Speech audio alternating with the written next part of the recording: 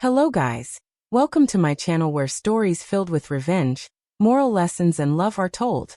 Before I dive into this story, make sure you like this video, share it with your friends, and don't forget to subscribe so you never miss another tale that might just mirror life as we know it. I used to think anniversaries were sacred, a time to celebrate what had been built together, but my last one proved me wrong. My name is Clarissa, and I was married to Leonard for 12 years. On the surface, people thought we had a fairy tale life. The power couple who owned Clarissa's Table, a restaurant chain that became a household name in the city. What nobody saw was the silent battles I fought every day. Battles against the man who shared my bed, who wore a mask so convincing that the world applauded him while I drowned in his shadow. The truth was, Clarissa's Table was my creation from scratch. I spent years crafting the recipes, designing the menus, and perfecting the systems that kept the restaurants running smoothly. I stayed up at night testing sauces, mapping customer flows, and sketching interiors that blended comfort with elegance. Leonard, on the other hand, was charming and calculating, always knowing how to say the right thing to investors and the press. He took the credit, smiling in photographs while journalists called him a visionary. I was mentioned in passing, as though I was just a supportive wife who clapped from the sidelines. My father had warned me before I walked down the aisle. "Clarissa," he said, his voice heavy with the weight of experience, "never let someone marry your light just to outshine you." At that time, I thought he was just being protective, perhaps even bitter. Leonard was handsome, ambitious, and persuasive. I told myself his confidence was part of what made him perfect for me.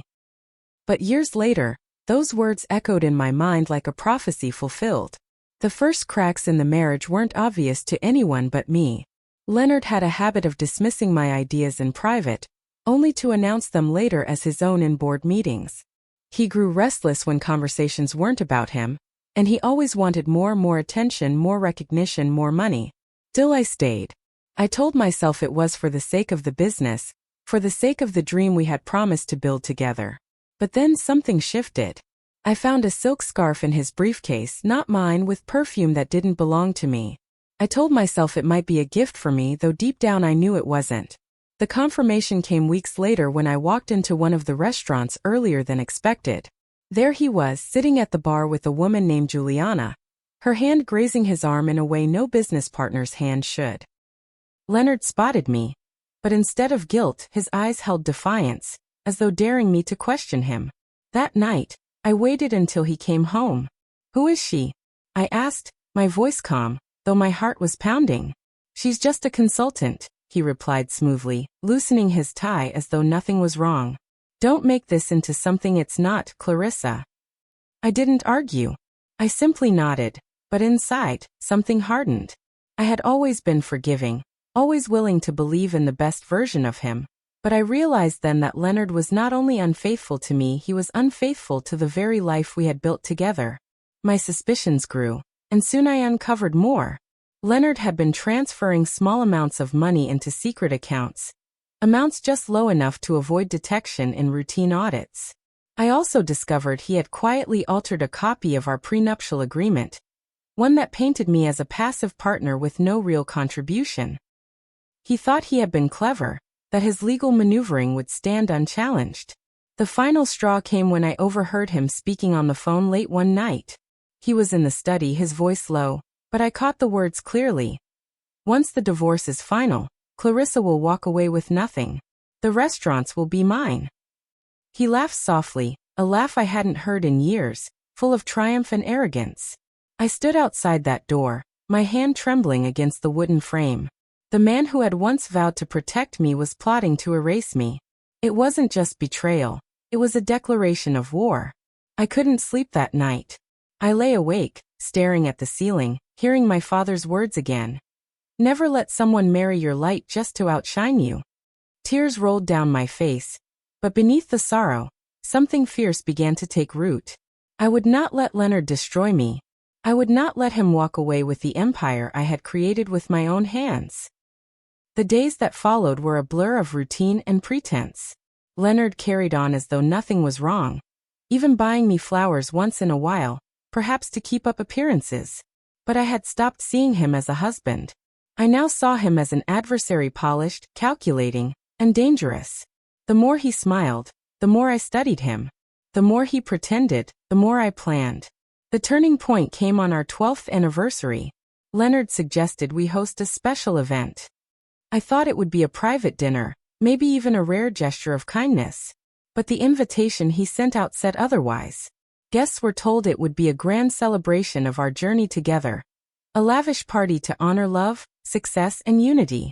I wanted to believe, but deep down, I knew Leonard was incapable of selfless gestures.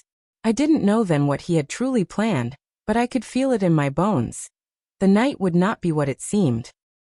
And so, I smiled through it all, keeping my suspicions tucked safely behind my lips. Because if Leonard thought I was blind, then he would never see me coming. The night I overheard Leonard planning my erasure, I didn't scream, I didn't confront him, I didn't storm into the study and throw the phone from his hand. Instead, I walked back to our bedroom, closed the door gently, and sat on the edge of the bed. My body trembled, but my mind was sharp. That was the moment I decided if Leonard wanted a war, I would give him one. But not on his terms. I would fight silently, carefully, with precision. I would gather every piece of truth he thought he had hidden. And when the time came, I would let him destroy himself. The first step was finding the right lawyer. Not just any lawyer, but someone who could understand the complexity of Leonard's schemes, and who would believe me when I said the restaurants were mine in every way that mattered. Through a discreet friend, I was introduced to Miriam Steele, a woman with a reputation for being unshakable in court. She had eyes that looked right through you, the kind of presence that made liars shrink. The first time I sat across from her in her office, I told her everything about Leonard, about the affair, about the altered prenuptial agreement, about the money trails. She listened without interrupting, her pen scribbling occasionally. When I finished, she leaned back and folded her arms. "Clarissa," she said, "he thinks he's playing chess. What he doesn't realize is that you've already taken the queen off the board. We'll need evidence, solid, undeniable evidence, but if you're willing to be patient, we can make sure that when he makes his move, it backfires spectacularly." Patience. That word became my lifeline. For 6 months I lived 2 lives. To Leonard and the world, I was still the loyal wife, smiling at events, sitting quietly while he boasted to reporters about how he built Clarissa's table. But in the shadows, I was building my own arsenal. I started with the recipes and systems. Every dish that had made the restaurant famous, the truffle risotto, the smoked rosemary lamb, and the lemon basil tart, was mine. I registered them under intellectual property rights with my name as the sole creator. I documented the kitchen management systems, the training programs, and the seasonal menu cycles, securing them legally. If Leonard tried to claim them as his, he would hit a wall of paperwork he never even knew existed. Next, I turned to finances. With Miriam's guidance, I traced the transfers Leonard thought he had hidden. I requested silent audits, pulling records from banks he had assumed were invisible to me. Slowly, a picture emerged. Offshore accounts, shell companies, and a mistress who was benefiting more than I ever had. I compiled it all into neat, organized files, each labeled and time-stamped. Every page was a piece of the puzzle that showed Leonard's betrayal, not just of me, but of our staff, our investors, and the very dream he pretended to value. Meanwhile, I began building relationships. For years, Leonard had kept me in the background, but people in the industry knew who really kept the wheels turning. I reached out quietly, rekindling contacts with food critics, investors, and even rival chefs who respected my craft. One of them was Isabella Rodriguez, a venture capitalist with a keen eye for culinary innovation. We met for coffee one afternoon, and as I shared pieces of my story, she leaned forward, her gaze intense. "Clarissa," she said, "you've been the ghost behind a giant. But ghosts don't win awards or build legacies. People need to see you. If you ever decide to step into the light, you won't be alone." Her words lit something in me. For so long, I had allowed Leonard to hold the spotlight, convincing myself that being behind the scenes was safer. But Isabella was right. The empire would not exist without me. I also drew strength from the staff. Over late-night conversations in the kitchen, I discovered that many of them had grown tired of Leonard's arrogance. The executive chef, Marcus, confided in me that he had been documenting Leonard's blunders, wrong orders, impulsive decisions, and drunken rants at staff meetings. "We all know it's you who runs this place," Marcus said. "We're just waiting for the day you take it back." Every word of support fueled me. I wasn't alone. Leonard thought I was isolated, dependent on him, but in reality, his empire was already leaning heavily on me. The hardest part was keeping up the act at home. Every night, Leonard came in late, smelling faintly of Juliana's perfume. He carried himself with the smugness of a man who thought he had already won. He would smile at me, ask me perfunctory questions about my day, and I would smile back, hiding the fire burning inside me. There were nights I wanted to scream, to throw the files I had gathered in his face and demand he see the truth. But I knew better. He had to believe I was blind, because only then would he set the stage for his own downfall. As the months passed, Miriam and I crafted a strategy. The original prenuptial agreement, the one Leonard didn't know I had kept safely tucked away in a lockbox, contained a clause he had overlooked. It stated that if Leonard initiated a divorce after 10 years of marriage, I would be entitled to 65% of our combined assets, recognizing my role in building the business. The altered version he had created was worthless once the original surfaced. The plan was simple. Let him serve the papers. Let him believe he was orchestrating my humiliation. And when I signed, the clause would activate, shifting everything in my favor. It was a long 6 months. I perfected my smile, laughed at his jokes, and even agreed to the idea of hosting a grand anniversary celebration. Inside, though, I was bracing myself. I knew that night would be his moment of triumph, or at least, he would think it was. For me, it would be the moment I stopped being the shadow and stepped into my rightful place. Every detail was ready. The files were secured, the allies were waiting, the lawyers were prepared. All I needed was for Leonard to make his move. And he was too arrogant not to. By the time our anniversary drew near, I wasn't afraid anymore. The fear had burned away, replaced with a quiet, unshakable resolve. Leonard thought he was throwing me a surprise, but he had no idea that the biggest surprise of all was waiting for him. The night of our 12th anniversary arrived with all the glitz Leonard loved to bathe in. The ballroom was draped in gold and ivory, chandeliers glittering like constellations overhead, and tables lined with champagne flutes that caught the light in crystal sparkles. Guests poured in: investors, critics, socialites, and even a few celebrities Leonard had charmed over the years. To the world, it looked like a celebration of love and success. To me, it felt like the edge of a cliff. I wore a gown of deep emerald satin, simple yet commanding, my hair swept into a bun that revealed the poise of a woman no longer afraid. As I walked in beside Leonard, his hand resting on my lower back, I felt his smugness radiating through his touch. He thought this night would cement his power, and he wanted me to smile while he destroyed me. "Smile, Clarissa," he whispered in my ear. "It's our anniversary." I smiled, but not for him. I smiled for myself, for the storm I knew was about to break. The evening began with laughter and chatter, music humming in the background, waiters gliding between tables with trays of hors d'oeuvres. Leonard took every opportunity to brag, making speeches about partnership and growth while slipping in sly remarks that minimized my role. I nodded politely, playing my part, all the while feeling the weight of the documents Miriam had prepared, tucked safely in my clutch. When the moment came, Leonard tapped his glass for silence. The room stilled, all eyes turning to him. He stood tall, his voice booming with false warmth. "Ladies and gentlemen," he began, "thank you for joining us tonight, not only to celebrate 12 years of marriage but also to mark a new chapter in my life." My stomach tightened, though my face betrayed nothing. He continued, "For years many of you have admired the empire we've built. But tonight, I stand before you ready to embrace my freedom, to live boldly without compromise." He turned to me with a theatrical flourish, pulling out a set of papers. "Clarissa, my dear wife, I am serving you with divorce papers. And I thought, what better way to do it than in front of the people who matter most? A surprise on our anniversary." Gasps rippled through the crowd. A few people laughed nervously, unsure if it was a joke. But Leonard's grin told them it wasn't. He handed me the papers with a bow, as though presenting a gift. "No hard feelings, darling. We'll both move on. You with whatever you do. And me with Juliana. Juliana, seated smugly at a nearby table, raised her glass in mock toast. My heart was hammered, but not from humiliation. From exhilaration. He had taken the bait.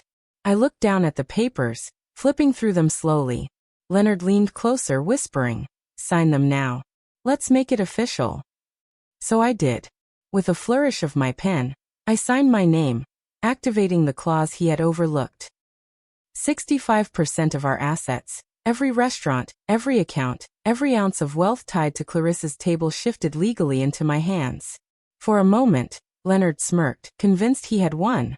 But then Miriam, who had been quietly waiting among the guests, stepped forward. She held up the original prenuptial agreement, her voice calm yet cutting. "Mr. Hargrove," she said, addressing Leonard formally, "by initiating this divorce, you've just granted Mrs. Hargrove control of 65% of all shared assets under the terms of your legally binding agreement. Effective immediately." The room erupted in whispers. Leonard's face drained of color, his grin faltering as he snatched the document from her hands, scanning it in disbelief. This isn't possible," he stammered. "It's very possible," Miriam replied smoothly. "You should have read what you signed all those years ago instead of trying to forge a version that wouldn't hold in court." The silence that followed was deafening. I stood, smoothing my gown, and turned to the guests. For 12 years I was called the supportive wife, the silent partner, the shadow behind Leonard's brilliance. But tonight you should know the truth. Clarissa's table was never his vision, it was mine. The recipes, the systems, the very heartbeat of this empire belonged to me. Leonard may have orchestrated this spectacle to humiliate me, but instead, he's only freed me to take back what was always mine. Applause erupted, hesitant at first, then stronger as the truth settled in. Marcus and several staff members stood, clapping with pride. Even Isabella Rodriguez, seated in the back, rose with a smile that told me my future was already unfolding. Leonard tried to speak, his voice cracking. "This isn't over. You can't just..." But it was over. Miriam handed him the finalized documents, already filed electronically with the court. The humiliation he intended for me was now his own. Juliana slipped out quietly, realizing her golden ticket had just turned into dead weight. In the weeks that followed, the fallout was swift. Leonard's accounts were frozen, his reputation shattered. Investors withdrew their support from him and threw it behind me. With Isabella's guidance, I expanded Clarissa's table, opening new branches and modernizing old ones. The staff rallied around me, relieved to work under someone who valued them. Leonard, stripped of his power, came crawling back, not for love, but for survival. One afternoon, he walked into my office, his once confident shoulders slumped. "Clarissa," he said quietly, "I need work." I studied him for a long moment before replying. "There's an opening for an assistant manager at the downtown branch. You'll be reporting to Marcus." His face flushed with shame, but he accepted. For the first time, Leonard would know what it meant to serve rather than to rule. Months later, when I received the James Beard Award for Culinary Excellence, I stood on stage, the plaque heavy in my hands, my heart light. "This," I told the audience, "is proof that true success comes not from deception or borrowed brilliance, but from hard work, vision, and resilience." The applause was thunderous, but in my heart, the loudest sound was silence, the silence of finally being free, finally being seen, finally reclaiming everything that was mine. And so my story ends not with the collapse of a marriage, but with the birth of a legacy. Leonard tried to erase me, but in doing so, he only wrote me more boldly into history. Moral lesson: never underestimate the strength of someone who has been silenced for too long. Betrayal may cut deep, but patience and truth are sharper weapons. Injustice may bruise you, but with courage, resilience, and faith in your own light, you can rise above it, reclaim your power, and turn your pain into a legacy. So if this story touched you, don't forget to like this video, subscribe to my channel, share it with your friends, and drop your thoughts in the comments. Tell me, what lesson did you take away?